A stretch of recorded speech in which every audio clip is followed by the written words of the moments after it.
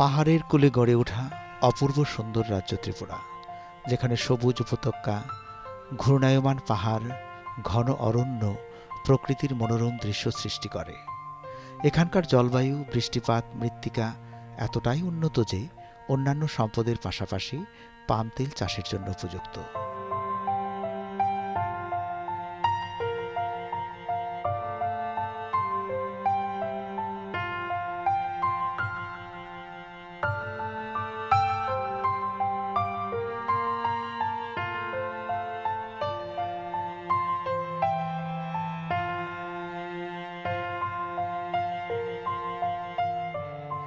এই অঞ্চলে পর্যাপ্ত বৃষ্টিপাত এবং উষ্ণ তাপমাত্রা, যা পাম তেল গাছের বৃদ্ধির জন্য অপরিহার্য। সমতল ও সামান্য ঢালু জমি পাম তেলের চাষের জন্য উপযুক্ত।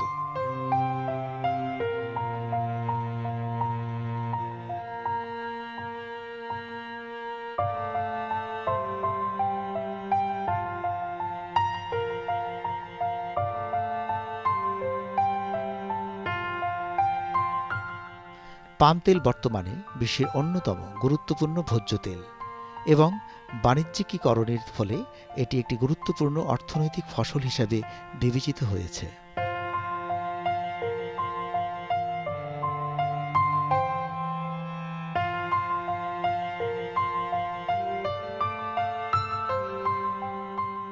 এর বাণিজ্যিক ব্যবহার এবং উৎপাদন বর্তমানে বেশ গুরুত্বপূর্ণ। আমাদের দেশ মাছ, চাল, সবজি ইত্যাদিতে আত্মনির্ভর হলেও ভোজ্য তেলের ক্ষেত্রে আমরা এখনো আত্মনির্ভর হয়ে উঠতে পারিনি।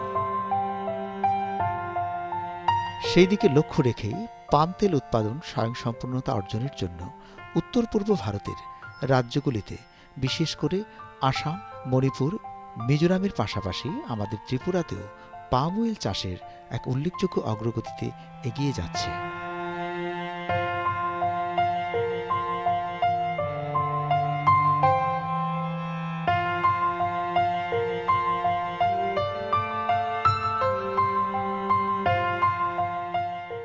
অ্যাকচুয়ালি আমাদের দেশ প্রত্যেক বছর মানে প্রায় 10 লক্ষ মিলিয়ন টাকার উপরে পাম অয়েলের তেল মালয়েশিয়া থেকে রপ্তানি করতো।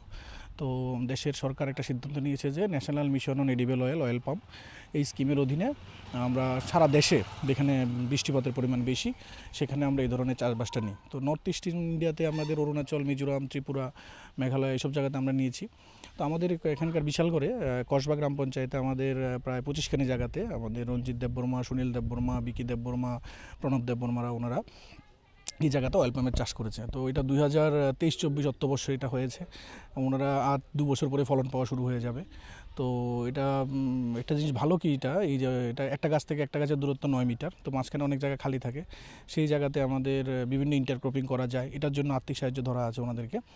তো এটাতে আমাদের মাসকলাই, তারপর আমাদের তিল, আদা, হলুদ, ব্ল্যাক হলুদ, তো এইসব জিনিসগুলো আমরা চাষবাস করি। তো এই চাষবাস করার ফলে আমাদের যে কৃষকদের যে ডাবল আয়, একটা অয়েল পাম্প থেকেও হবে, একটা ওই জায়গা থেকেও হবে। আর তাছাড়া অয়েল পাম্পের আরেকটা ভালো জিনিস হচ্ছে কি, অয়েল পাম্পে আমাদের যে ত্রিপুরার জলবায়ু, এতে রাবারের যে পরিমাণ আমাদের যে অসুবিধা হয়, রাবার চাষের ফলে যে আমরা বিভিন্ন ফসল করতে পারি না নিচে, কিন্তু অয়েল পাম্পে সেটা আমরা করতে পারি। তো এটা দেখা গেছে কৃষকদের এটা ডাবল 2 ধরনের, 3 ধরনের, 4 ধরনের ফসল করার একটা সুযোগ আছে আমাদের অয়েল পাম্পের ক্ষেত্রে, সুযোগটা আছে। তো এই কারণেই সরকারের একটা সিদ্ধান্ত যে অয়েল পাম্প চাষটা করতে। অয়েল পাম্পের ক্ষেত্র তৈরি হচ্ছে, এটার জন্য অ্যাকচুয়ালি আমাদের সরকারি উৎসাহ, হর্টিকালচার ডিপার্টমেন্ট থেকে উৎসাহ দেওয়া হচ্ছে। কারণ এখানে চারাটা আমরা ফ্রিতে দিচ্ছি, আর্থিক সাহায্য করছি। তারপরে অয়েল পাম্পের মাঝে বিভিন্ন পশুপালনের জন্য ব্যবস্থা করছি। তো অয়েল পাম্পের একটা অ্যাসিউট কিনে নেবে, সেটার একটা বাইব্যাক পারচেস করার একটা সুযোগ সুবিধা আমাদের কাছে আছে। পতঞ্জলি এবং গোদরেজের সাথে আমাদের মৌস্বাক্ষর হয়েছে, ওখানে ওনারা এটা কিনে নেবেন আমাদের থেকে এনশিওর প্রাইস। তো আমাদের বেলবাড়িতে ফ্যাক্টরি হচ্ছে। তো এই কারণে কৃষকরা উৎসাহ পাচ্ছে যে না, জিনিসটা কোনো পরে থাকবে না, সে বিক্রি করা যাবে, লাভবান হবেন কৃষকরা। গত এনইসি নর্থ ইস্ট কাউন্সিলের মিটিংয়ে আমাদের যে স্বরাষ্ট্রমন্ত্রী এবং কোঅপারেটিভ মন্ত্রী, উনি বলেছেন নর্থ ইস্ট ইন্ডিয়াতে অর্গানিক ফার্মিং, জৈব চাষ, সেই সাথে প্রাকৃতিক চাষ, সেই সাথে অয়েল পাম্প এবং কোঅপারেটিভ কালচারটাকে বৃদ্ধি করার জন্য। তো সরকারের এই ধরনের সুযোগ সুবিধা পাওয়ার ফলে এখন পুরো নর্থ ইস্টে জিনিসটা উত্তরোত্তর বৃদ্ধি পাচ্ছে এবং আমরা যে রাবারের যে মনোক্রপিং, একটা ক্রপ শুধু, এটা থেকে মুক্তি পাচ্ছি। কারণ এখানে অনেকগুলো ফসল, জীববৈচিত্র্য মেনটেন হচ্ছে। তো প্রকৃতিরও ভালো হচ্ছে, এমন না যে প্রকৃতির কোনো ক্ষতি হচ্ছে এটাতে। সরকার লক্ষ্যমাত্রা নিয়েছে আগামী 10 বছরের মধ্যে যাতে ভারত আমাদের যে এডিবল অয়েল পাম তৈরি করার ক্ষেত্রে যাতে স্বনির্ভর হয়ে যায়। তো এতে করে আমাদের বিদেশি মুদ্রা যেটা বাইরে চলে যেত সেটা এখন আর যাবে না, সেটা আমাদের কান্ট্রিতেই থাকবে। তো কান্ট্রি স্বয়ংসম্পূর্ণ হবে, এটাতেই কৃষকরাও আমাদেরকে আরও সাহায্য করবে। তো আশা করি আমরা আগামী 10 বছরের মধ্যে সেটাতে লক্ষ্যমাত্রা অর্জন করতে পারব। না, ভোজ্য তেল বলতে শুধু যে ভোজ্য তেল তা না, সেটা থেকে আপনাদের সাবান, টুথপেস্ট, আমাদের বিভিন্ন গ্লিসারিন, মেডিসিন কোম্পানি সবগুলোতে পাম অয়েলের একটা ইনগ্রিডিয়েন্ট হিসাবে ব্যবহৃত হয়। তো মার্কেট ভালো আছে পাম অয়েলের। জায়গাটা সিলেক্ট হয়েছে, এখানে একটা ফ্যাক্টরি হবে, আমাদের মুখ্যমন্ত্রী সেটা ওনার সামাজিক মাধ্যমে ডিক্লেয়ার করেছেন। তো ফ্যাক্টরিটা হয়ে গেলে, একটা ফ্যাক্টরি চলতে গেলে মিনিমাম আমাদের 2000 হেক্টরের উপরে বাগান লাগে। এখন আমাদের 1000 হেক্টর হয়ে গেছে, আর 1000 হেক্টর হয়ে গেলে পুরাতে আমাদের পাম অয়েলের এটা সম্পূর্ণ হয়ে যাবে। আমরা এখন প্রায় 2000 হেক্টরের উপরে আমরা চলে গেছে, আরও 5000 হেক্টর বাকি আছে, সেটা হয়ে গেলে আমাদের টার্গেট ফুলফিল হয়ে যাবে। না, আমাদের গাছের গ্রোথ যেটা লক্ষ্য করা যাচ্ছে যে না, আমাদের এখানে গাছের গ্রোথ ভালো আছে এবং আগামী 2-3 বছরের মধ্যে প্রোডাকশন শুরু হয়ে যাবে এখানকার ত্রিপুরাতে। তো জলবায়ু নিয়ে কোনো সমস্যা নেই। তো বৃষ্টিও ভালো হচ্ছে। তো বৃষ্টি না হলেও আমাদের ওই জলসেচের ব্যবস্থা করে দেওয়া হয়েছে সরকার থেকে। তো এইভাবে আমাদের আশা করি আগামী দিনে পাম অয়েলের ভালো উৎপাদন হবে। এমন কোনো ঠিক নেই, এখানে এমন কোনো জমির থাকে না, যার জলটা যাতে না দাঁড়ায় পাম অয়েলের গোড়াতে, সেটাই আমরা লক্ষ্য রাখতে। বাকি আপল্যান্ড হোক, লোল্যান্ড হোক, আমাদের হতে পারে, কোনো সমস্যা নেই। কৃষকদের অনুরোধ করব যে আপনারা পাম অয়েলটা যদি আপনাদের কোনো পতিত জমি থাকে এবং কেউ যদি রাবার গাছ দীর্ঘদিন রাবার চাষের পরে জমি খালি করবেন, ওইখানে লাগান এবং স্বনির্ভর হন। কারণ রাবারে আপনি একটা ফসল করতে পারবেন, পাম অয়েলে আপনি অনেকগুলো ফসল একসাথে করতে পারবেন, আপনারও প্রফিট হবে, রাজ্যেরও ভালো হবে, দেশও উৎপাদন করতে পারবেন।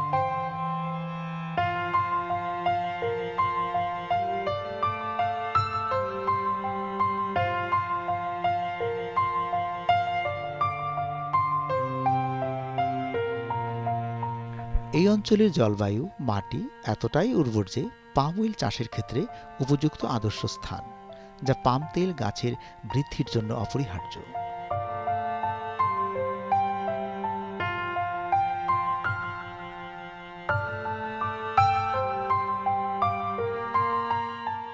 সেই দিকে লক্ষ্য রেখে আগামী দিনে উত্তর পূর্ব ভারত হয়ে উঠবে পাম তেলের হাব।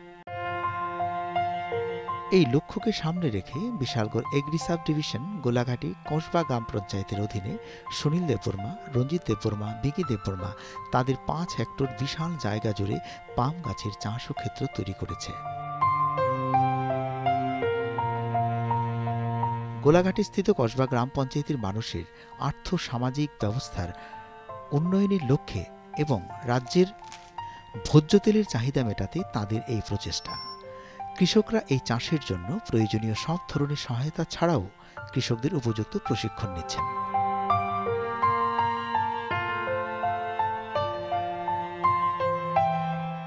উদ্দেশ্য একটাই, খাদ্যে ভোজ্য তেলের চাহিদা মিটিয়ে স্বনির্ভরতার দিকে এগিয়ে নিয়ে যাওয়া।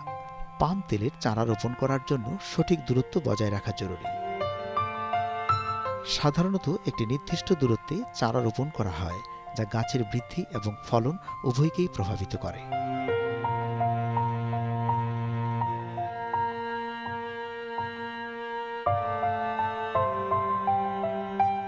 পাম গাছের সঠিক বৃদ্ধির জন্য সার প্রয়োগ করা প্রয়োজন। বিভিন্ন প্রকারের সার ব্যবহার করা হয় গাছের পুষ্টির চাহিদা পূরণ করার জন্য।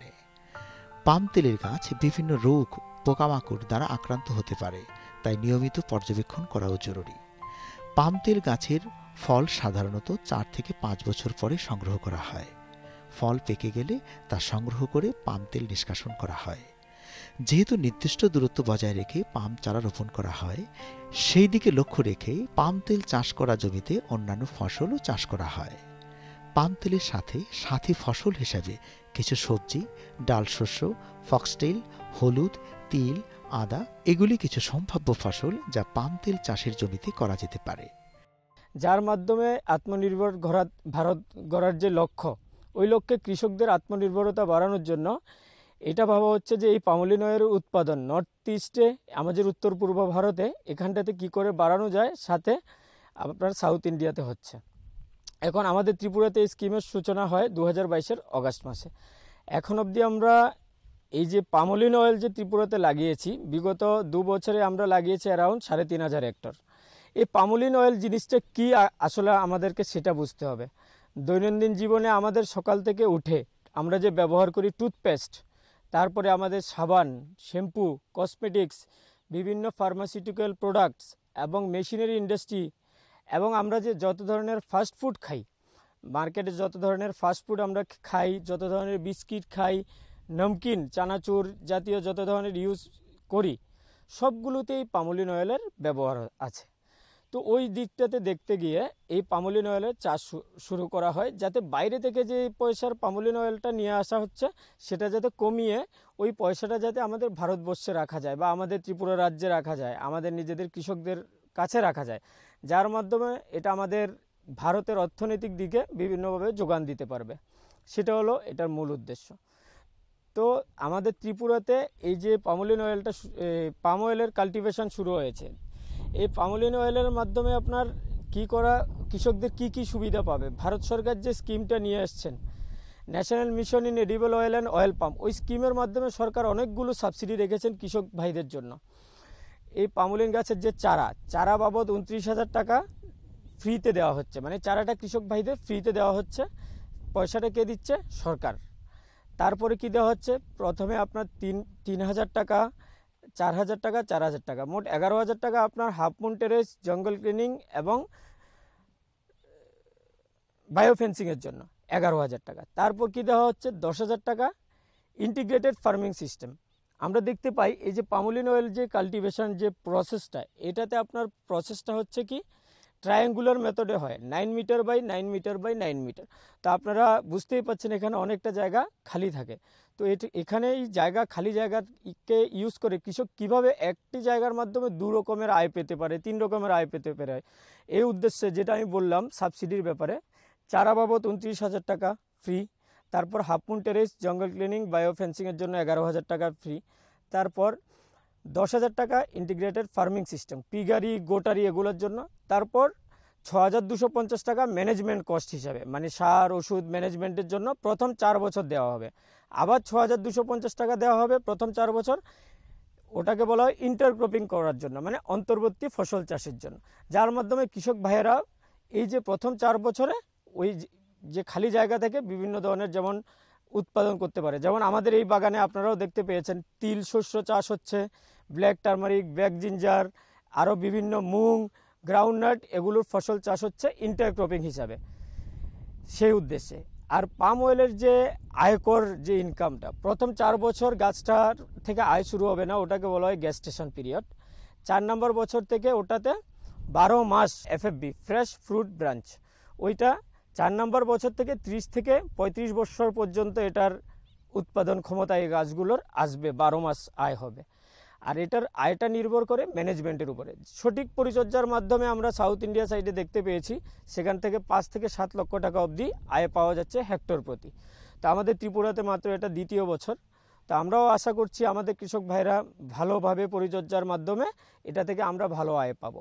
চারা সরবরাহ করা হাইব্রিড চারাগুলো কোথায় থেকে নিয়ে আসা হয়? মালয়েশিয়া, ক্রোয়েশিয়া, থাইল্যান্ড থেকে এনে আমাদের ত্রিপুরা রাজ্যে আমাদের 3টে নার্সারি করা হয়েছে এখন অবধি অপারেশনাল, আর 2টোর কাজ চলছে। জুমের ঢেপা সিপাহীজলা ডিস্ট্রিক্টে, গুমতিতে গর্জি, সাউথ ডিস্ট্রিক্টে লক্ষ্মীছড়া, আর ওয়েস্ট ডিস্ট্রিক্টে গুরুপদ অর্চার্ড, খোয়াইতে করঙ্গিছড়া অর্চার্ড। আমাদের অরুণাচলে 2017 থেকে চাষ শুরু হয়েছে, মিজোরামেও 2007-08 থেকে চাষ শুরু হয়েছে। আমাদের ত্রিপুরাতে প্রজেক্টটার শুরুয়াত হয়েছে 2022-এ। এই বীজগুলো আনতে হয় বাইরে থেকে, এনে আপনার 12 মাস লাগে বড় করতে। সেই সুবাদে এটার সঠিকভাবে আমাদের গাছ লাগানো শুরু হয়েছে 2024-25 অর্থবছর থেকে। তার আগেও আমরা লাগিয়েছি কিছু বাইরে থেকে এনে। আর এই 25-26 অর্থবর্ষে এখন অবধি আমরা 650 হেক্টর লাগিয়েছি। আমাদের প্ল্যান আছে কি ওটাকে 1,500 হেক্টরের মতো নিয়ে যাওয়া।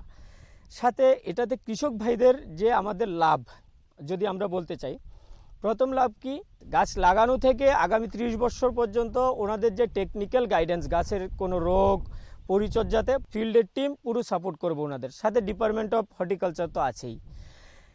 এই যে প্রাইসটা যেটা আমি বললাম যে কৃষকদের সুবিধা কি, মার্কেটিং গ্যারেন্টি পেয়ে গেল, ওনারা ডাইরেক্ট বিক্রি করার সুবিধা পেয়ে গেলেন, কিন্তু প্রাইসটা কে ঠিক করবে? প্রাইসটা ঠিক করবে কেন্দ্রীয় সরকার এবং ত্রিপুরা রাজ্য সরকার। কিভাবে ঠিক করবে?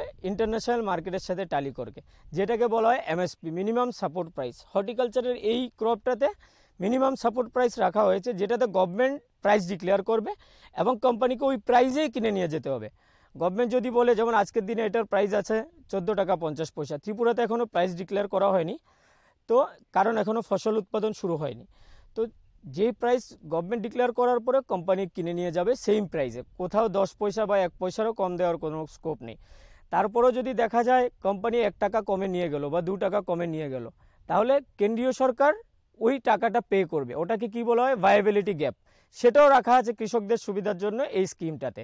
তো আমরা যদি এক কথায় বলতে চাই, কৃষকদের গাছ লাগানো থেকে শুরু করে, গাছ সরবরাহ থেকে, গাছ লাগানো থেকে শুরু করে বিক্রি পর্যন্ত যে পুরো প্রসেসটা ভ্যালু চেইনে অ্যাড করে পুরো প্রসেসটা এই স্কিমটাতে রাখা হয়েছে। সাথে বিভিন্ন স্কিমের কনভার্জেন্সের মাধ্যমে, পিএম কুসুমের মাধ্যমে সোলার পাম্প সেটের ব্যবস্থা করা হচ্ছে। আমরা এই ফিল্ডে, যেই ফিল্ডে আমরা আজকে দাঁড়িয়ে কথা বলছি, সেখানটাতেও একটা ওয়াটার হারভেস্টিং স্ট্রাকচার করা হয়েছে। ওয়াটার হারভেস্টিং স্ট্রাকচারও রাখা আছে এই স্কিমে। সোলার পাম্পেরও ব্যবস্থা করা আছে, পাম্প সেটেরও আছে, এবং এই ফিল্ডে আমাদের ইরিগেশনেরও ব্যবস্থা করা হয়েছে। সেগুলো কী করছে সরকারের হর্টিকালচার ডিপার্টমেন্ট, সাথে বিভিন্ন স্কিমের কনভার্জেন্সের মাধ্যমে। তো আমরা আশা করছি যেভাবে এই স্কিমটা বা এই মিশন, আমরা যদি বলতে চাই মিশনটা চলছে, আগামী দিনে কৃষক ভাইরা 1 হেক্টর অয়েল পাম্প চাষের মাধ্যমে মিনিমাম 3 লক্ষ থেকে 5 থেকে। এই ফসলগুলি পাম তেল চাষের প্রাথমিক পর্যায়ে ভালো ফলন দিতে পারে। মুগ, মাসকলাই এবং অন্যান্য ডাল শস্য পাম তেলের সাথে চাষ করার ফলে এই ফলনগুলি মাটির উর্বরতা বাড়াতে সাহায্য করে। পাম তেল চাষের জমিতে সাথী ফসল চাষ করার মাধ্যমে কৃষকেরা তাদের আয় বাড়াতে পারে এবং মাটির স্বাস্থ্যও ভালো রাখতে পারে। ভারত সরকার কৃষি ও কৃষি কল্যাণ মন্ত্রক 2025 ও 2026 অর্থবর্ষের মধ্যে আমাদের রাজ্যে 7,000 হেক্টর জমিকে এই ফসল চাষের লক্ষ্যমাত্রা নির্ধারণ করেছেন। রাজ্যে কৃষি ও কৃষি কল্যাণ বিভাগের উদ্যান পালন এবং ভূমি সংরক্ষণ অধিকার এই লক্ষ্য অর্জনের প্রতিশ্রুতিবদ্ধ। National mission of edible oil palm প্রকল্পের আওতায় উদ্যান পালন ও ভূমি সংরক্ষণ অধিকারের উপর বিশেষ জোর দিয়েছেন। লক্ষ্য একটাই, পাম অয়েলে রাজ্যকে স্বনির্ভর করে গড়ে তোলা।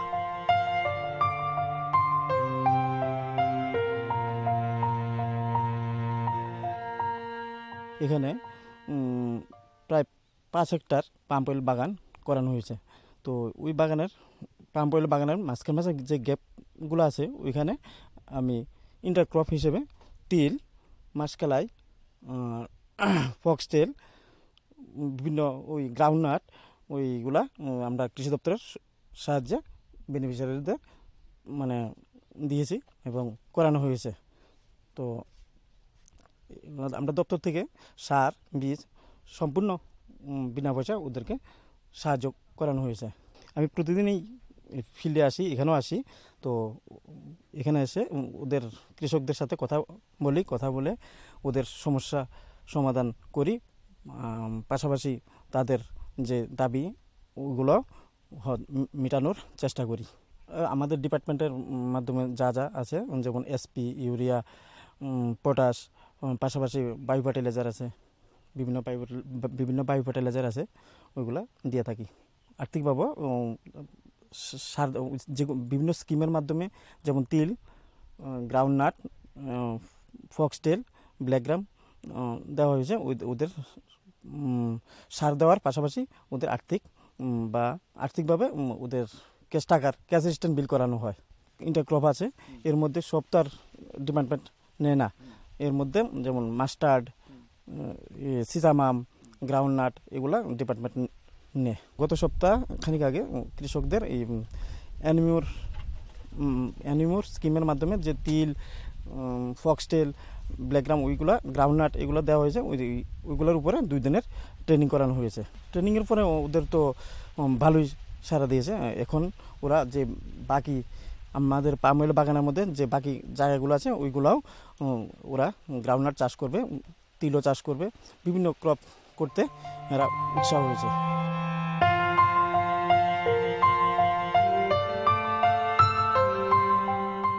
রাজ্যে কৃষিভিত্তিক শিল্প গড়ে তোলার লক্ষ্যে খুমলুঙের কাছে গুরুপদপাড়া গ্রামে একটি পাম অয়েল প্রসেসিং ইউনিট স্থাপনের পরিকল্পনা করেছেন।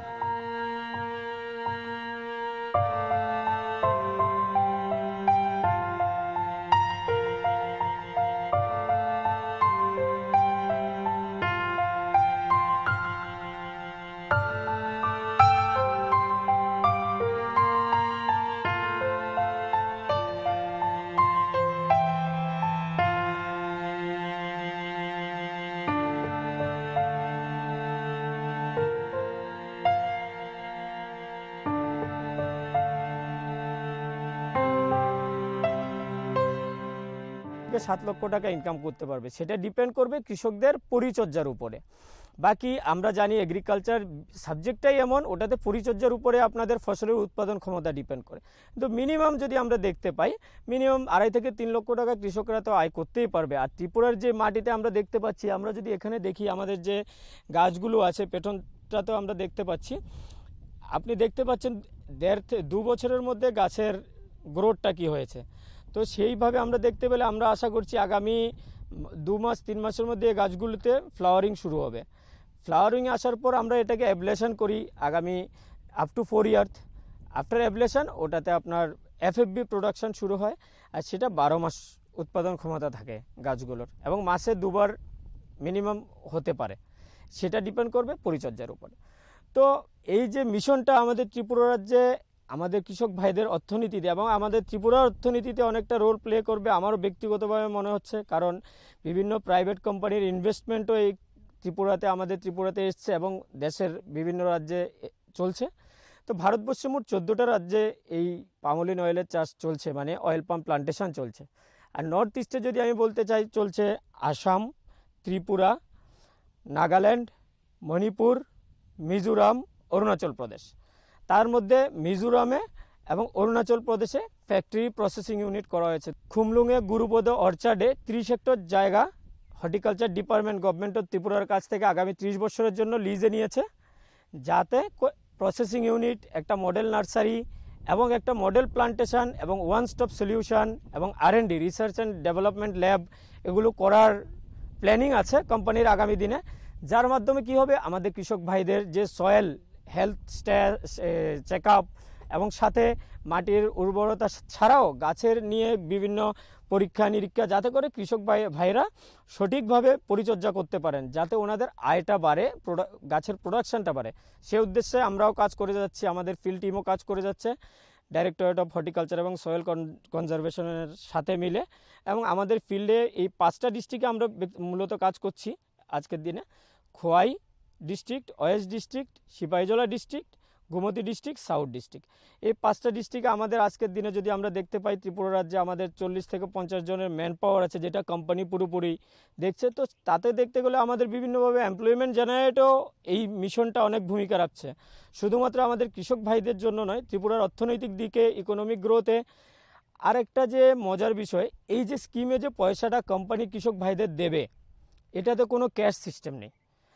যদি আমরা দেখি যে ক্যাশ নেই মানে কি, কোনো মিডলম্যান নেই, ডাইরেক্ট কৃষক ভাইদের অ্যাকাউন্টে যাবে। আবার ওনারা যখন এটা কিনেও নিয়ে যাবেন, ওটাও ডাইরেক্ট কৃষক ভাইদের অ্যাকাউন্টে যাবে, সেটা একটা খুব ভালো দিক।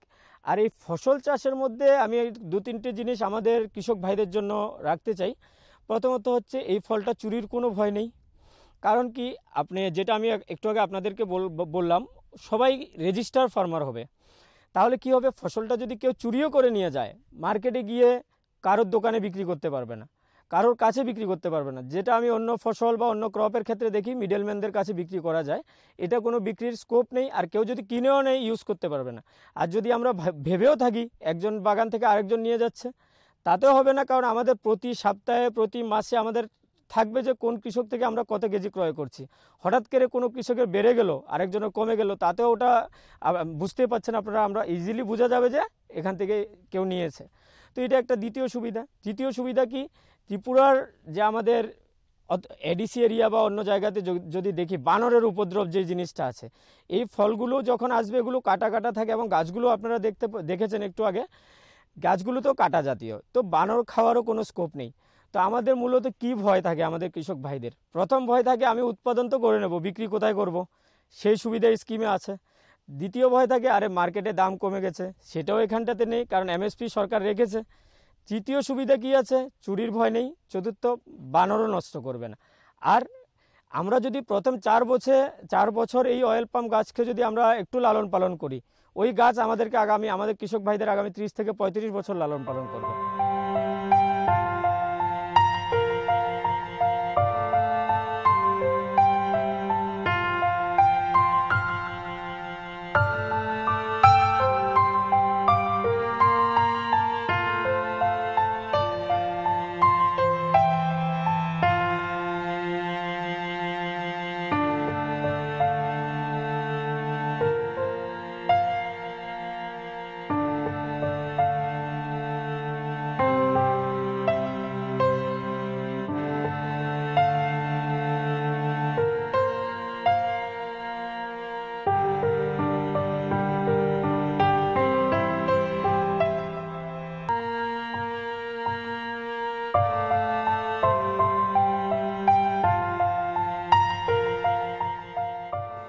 কসবা গ্রাম পঞ্চায়েতের কৃষকদের কঠোর পরিশ্রম এবং অটল সংকল্পের ফলে তাদের কৃষিক্ষেত্রে অভাবনীয় অগ্রগতি লক্ষ্য করা গেছে।